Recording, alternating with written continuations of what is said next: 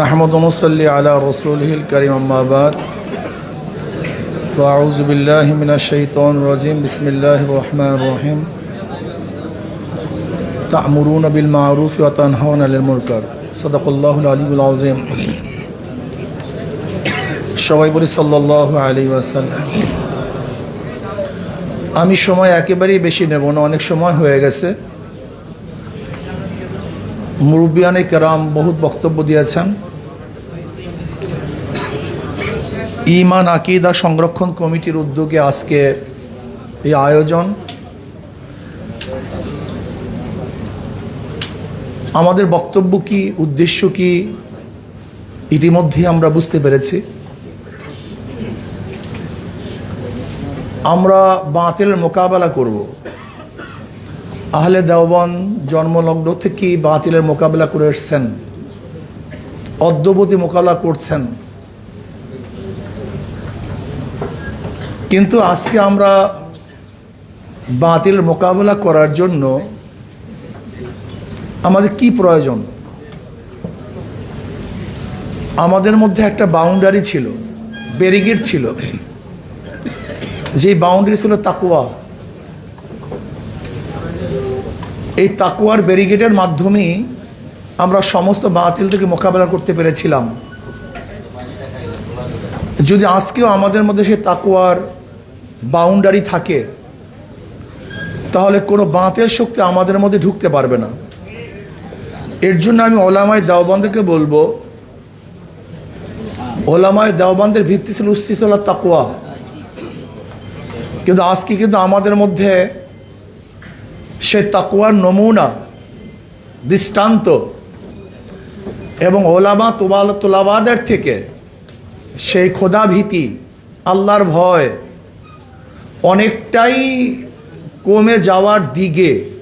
আল্লাহ না করুক, যদি এইভাবে কমতে থাকে তাহলে বাতিল আপনারা দমন করতে পারবেন না, বরং বাতিল আপনাদেরকে ধ্বংস করে ফেলবে। এটা হবেই, আজকে হোক কালকে হোক, আপনি নিশ্চিত থাকুন।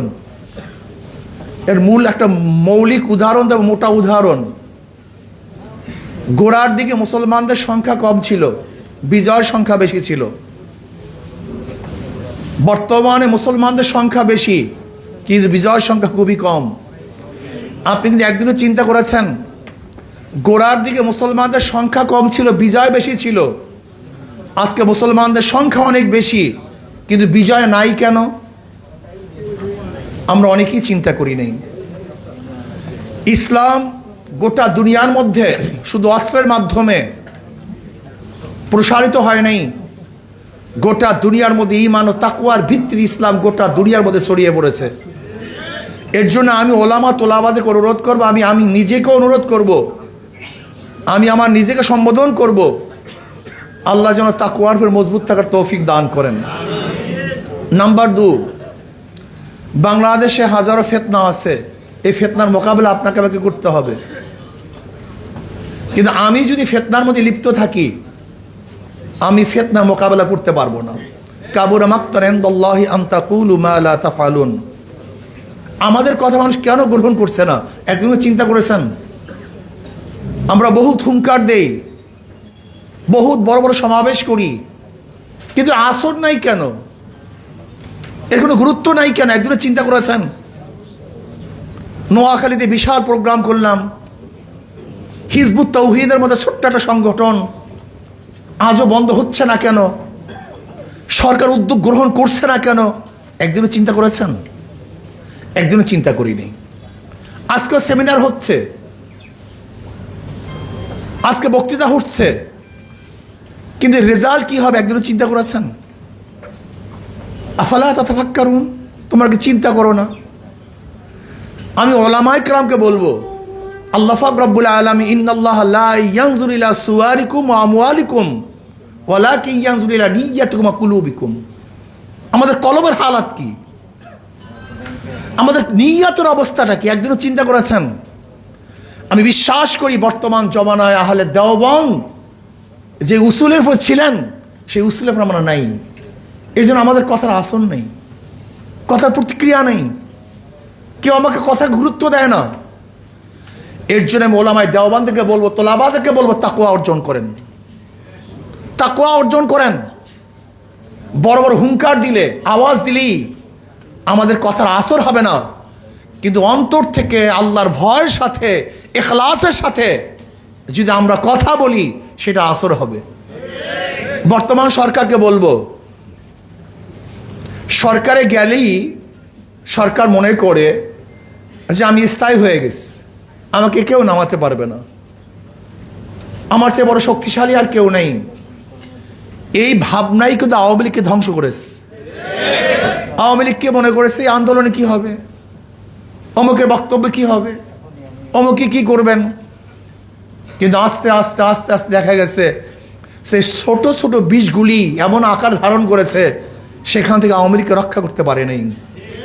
আজকে বিএনপি সরকারকে আমরা বলবো যে আপনি ট্রান্সজেন্ডার বাস্তবায়ন করবেন, সমকামিতা বাস্তবায়ন করবেন, এক মন্দিরের মধ্যে সমকামী বিবাহ হবে, এই বাংলাদেশের সংস্কৃতি নষ্ট করবেন, ইসলাম ও আকিদার যে ব্যাপারগুলি আছে তার বিরুদ্ধে আপনি অবস্থান করবেন, আর বাংলাদেশের তৌহিদ জনতা চুপ থাকবে, নীরব থাকবে, এটা কোনোদিন হতে পারে না। এটা আগেও হয় নাই, বর্তমানে হবে না ইনশাআল্লাহ। আওয়ামী লীগ সরকারকে, বিএনপি সরকারকে বলবো, আপনি বেশ অনেক দিন পর্যন্ত, কয়েক মাস পর্যন্ত ক্ষমতা আছেন, কিন্তু আপনি কি করেছেন, বাংলাদেশে কি দিয়েছেন, বাংলাদেশের জনগণের জন্য আপনি কি উপহার দিয়েছেন?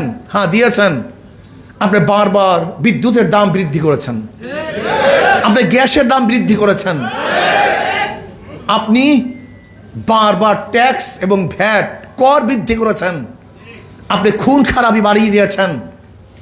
আজকে নারায়ণগঞ্জে একজন ব্যক্তিকে হত্যা করেছে, যেই ব্যক্তি হত্যা করেছে তার বিরুদ্ধে বারবার অভিযোগ আগেও থানায় দিয়েছিল, কিন্তু সরকার কর্ণপাত করে নেই।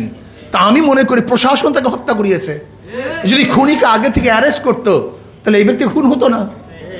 আজকে মানুষের জানমালের নিরাপত্তা নেই, আজকে জীবনের অবস্থা খুবই খারাপ, রাস্তাঘাটের অবস্থা খারাপ, বিদ্যুতের অবস্থা খারাপ, গ্যাসের অবস্থা খারাপ, তৈলের অবস্থা খারাপ, মানুষের জীবনযাত্রার অবস্থা খারাপ। আজকে আইনশৃঙ্খলার অবস্থা খুবই খারাপ, খুবই নাজুক, ছিনতাই বেড়ে গেছে, ডাকাতি চুরি বেড়ে গেছে, ধর্ষণ বেড়ে গেছে। এই অবস্থায় একজন সরকার যদি কর্ণপাত না করেন, ওলামায়ে কেরামের আওয়াজকে আপনি গুরুত্ব না দেন, ওলামায়ে কেরামের বক্তব্যকে যদি আপনি কোনো অবস্থারই গুরুত্ব না দেন, তাহলে মনে করতে হবে আপনার ভবিষ্যৎ অবস্থা আমি ভালো দেখছি না, খারাপের দিকে যাচ্ছে। আজকে ওলামায়ে কেরামের দাবি যে এই হিজবুত তাওহীদের নামে যে শয়তানি বন্ধ করতে হবে। গোলাম কাদিয়ানির যে গ্রুপ, খতমে নবুয়াতের যে দাবি, অবশ্যই গোলাম কাদিয়ানির গ্রুপদেরকে কাফের ঘোষণা করতে হবে। আহলে দেওবন্দের মধ্যে যদি কোনো অনুপ্রবেশকারী ঢুকে থাকে, ওলামায়ে কেরামকে ঐক্যবদ্ধভাবে সেটা প্রতিহত করতে হবে।